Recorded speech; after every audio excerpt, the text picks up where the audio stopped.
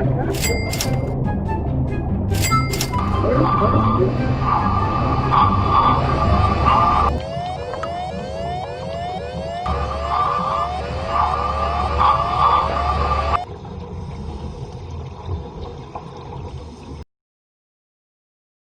this get-rich-fast scheme, we're all gonna go scuba diving for some loot.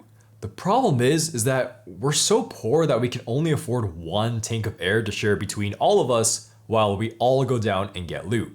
Yeah, this is a terrible idea and some people are just not gonna get loot and drown. Okay, well, let's splash into deep sea adventure.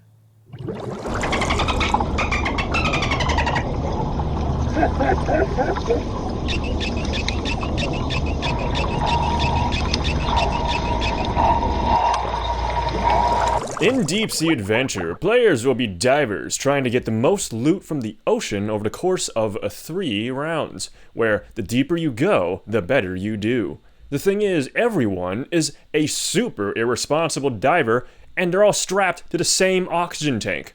And if the level is at 0 at the start of their turn, they'll die, they'll drown, they drop all their loot. Oh, goodbye. Every turn, players reduce the oxygen levels for how much loot they're holding, and then decide whether to dive deeper into the ocean for a better loot, or to start swimming upwards for fear of that precious air running out. Once you decide if you're going up or down, you roll the dice and then move that many spaces. When the diver lands on a space, they can choose to pick up the loot that's on it. But they gotta be careful because carrying loot is going to make you breathe harder, using more oxygen. You play these 3 rounds of diving in, getting loot and resurfacing before the oxygen runs out, and whoever has the most loot after those rounds wins the entire game. Okay, so let's dive into what we found was good about this game, starting with the pros. And I'm going to take this off. Whew.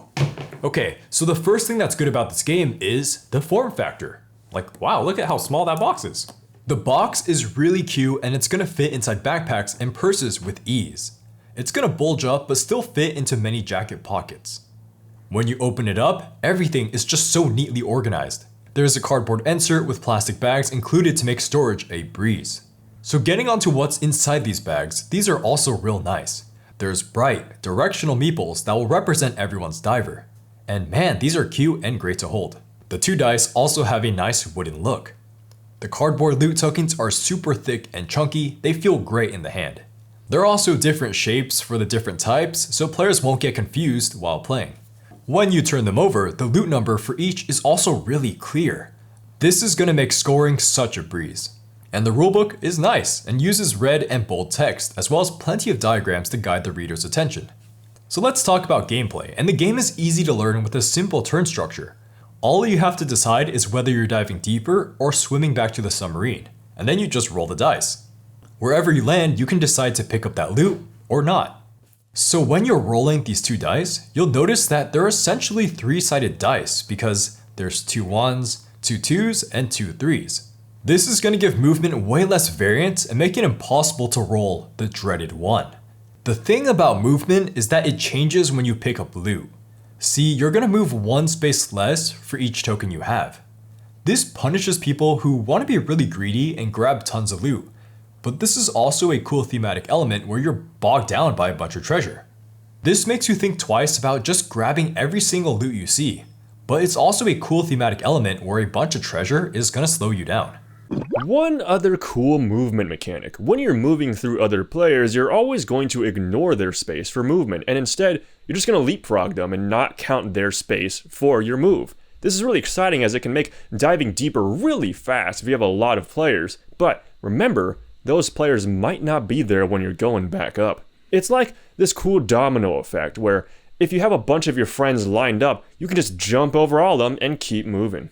So the decisions in this game, they're pretty simple, but we found that there's an unexpected amount of death that always comes up. So you can only choose to change your mind once and decide to resurface. Once you start heading back to the sub, you are always moving in that direction for the rest of that round. You gotta be careful about when you time this because if you do it too early, you won't have much loot. And if you do it too late, well, you die in the water and don't get any of that loot. But here's what's cool when you decide to go back up. It's not like you're removed from the game at all, because you can still pick up loot on the way back up to the sub. So maybe you don't want to pick up too much loot on the way down, because you can always just pick it up on the way out. Maybe you just pick up everything if you're feeling particularly ballsy. Maybe you just want to pick up more stuff to screw over other people auction-wise. I don't know, just plan out whatever you're doing and just do it. And this is where we want to talk about dropping loot if you've picked up too much. So if you land on a blank space, you can choose to drop a loot, which really gives players some flexibility to lighten their load, to move faster and breathe less hard if they find themselves in a pickle. Maybe they want to drop lower tier loot to pick up stronger loot later. So for the decisions, whether it be choosing to resurface, picking up loot, or dropping loot, it's all tied really well into the board state and how you look at how much loot everyone has, as well as their location before you make any decisions. Your eyes will constantly flicker back to the oxygen levels multiple times a turn, because without that, you're dead and the points won't matter. You may have noticed that all of the loot is face down on the board, and there's a cool amount of hidden information here. Even when you pick it up, you can't look at loot until it's revealed at the end of the round. So you won't ever know yours or anyone else's exact loot until you make it back to the sub. If you want to guess during gameplay, you can predict how many points other players have based off their loot tier. This is really easy to do because the distribution of all the numbers are in the rulebook. Now, Deep Sea Adventure is going to take place over 3 rounds, and we really like that there's this good progression in not only the rounds individually, but the entirety of the game. So first off, each round is going to start pretty peacefully, with almost no one depleting that oxygen, because they're just going down, no one's picked up any loot, but then it starts getting real scary, real fast, as people start stacking 2, maybe 3 loot, and the oxygen starts dropping double digits before it's your turn again. Now for round-to-round progression, later rounds are going to be more exciting because whenever loot is taken off the map, the blank space that they leave behind is cleared at the end of the round, meaning that the board is going to get smaller and smaller. In practice, what usually happens is that the low payout loot close to the sub, that's all going to get taken, making the road shorter to the higher payout loot that is really exciting to grab in that last round. Here's where we have to talk about what happens to the loot when you die though, because wherever you die, doesn't really matter, you just drop all your loot all the way to the bottom of the ocean in piles of 3. And it's actually treated as one loot for the purposes of breathing and movement when you do collect that pile of 3. So if you do make it to the bottom of the ocean floor later on, you're going to get some crazy rewards and have it not weigh you down too much. This is going to up the chicken game even further late game, as people are so tempted to get huge profits in later rounds. But remember, these are still at the bottom of the ocean, and it may be hard to resurface when the sub is so far away. So in this careless venture down to the depths of the sea, we found there's a lot of good player interaction without direct conflict. You're always going to need to be assessing other players' appetite for risk, how much loot they have, and how deep they are. Everything is centered around the oxygen management, and that's going to fuel so much table discussion. Maybe you're goading others to sink deeper, and then you suddenly run in the other direction and pick up loot. Or you can scoff at others picking up safe loot because those suck compared to what's really out there, but in reality, you just want oxygen to not run out so quickly. The push your luck mechanism tied into the shared resource allows for fun arguments and banter under the sea where you ironically wouldn't be able to talk anyways. And going off of player dynamics, the player elimination is handled really well, if we even want to call it elimination at all. You're never out of the game until oxygen runs out, and at that point, everyone after you is gonna die anyways, so there's no downtime there. On the opposite side of things, you're discouraged in playing super safe and piecing out to the sub early because riskier loot is guaranteed to always be better. So you can't just be a pansy, grab 1 tier loot and just chill in the sub, because you're basically not going to get any points for doing that. And here, let's talk about the variety of strategy you can use in approaching this simple game. So if you're really scared, you can play super safe, get 2 to 3 guaranteed low loot, sit in the sub early, and hope everyone else dies. Or you can dive super deep, go for 1 high point loot, and hope you can swim all the way up. Or you can go for the scumbag strategy of grabbing tons of loot early and using as much oxygen as possible to kill off the other divers. Remember that you can't tunnel too hard on one type of strategy, since your decisions are constantly going to change with dice rolls and how other players are managing the oxygen. When we looked back at our playthroughs, we were impressed that the game really runs true to time, if not faster. It has a listed 30 minutes on the box, but in smaller groups it can take around 20 minutes once comfortable. The final pro is that the theme just meets the gameplay very, very well. You're all hooked up to a submarine, diving to get loot, but the loot makes you slower and breathe harder, and you can just see it so clearly visualized through all the pieces on the board. It doesn't matter how much loot you're carrying if you run out of oxygen and just collapse, because at that point, the loot will sink to the bottom of the ocean. All together, when you're moving the oxygen levels and moving your divers up and down the ocean trail, it's really easy to envision just this total diving insanity as you watch these lunatics try their darndest to this stupid get-rich-quick scheme that will probably result in them drowning. So, funny as hell. So now on to the cons, what we didn't think was so great about Deep Sea Adventure. And the first thing is that this submarine is a little too small, even for a small game. Like, if you look at the box, it could have easily been bigger while still fitting inside comfortably. Because of how close together the oxygen points are on the sub, sometimes the slippery oxygen marker gets knocked from point to point while playing. This is really annoying because the oxygen is by far one of the most important things while you're playing. Also, if it was bigger, it would just be easier for everyone to monitor the air levels. Okay, so the primary con that we have to bring up is the longevity of this game. You see, Deep Sea Adventure will always feel the same every game.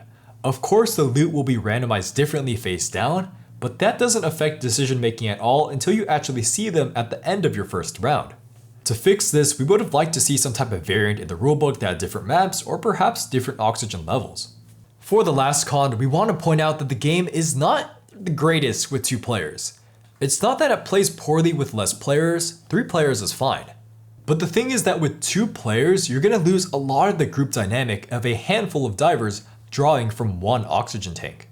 Again, we would have liked to see some type of variant for 2 players, and while the game is technically functional at 2 players, Deep Sea Adventure is clearly meant to be played with a crowd of 3 or more. Now on to the scoring. First, we're going to give you the recommender score, which is how we try to critically evaluate the game by weighing our aforementioned pros and cons. Then the 2 of us are going to give you our personal scores, which are our own opinions about the game.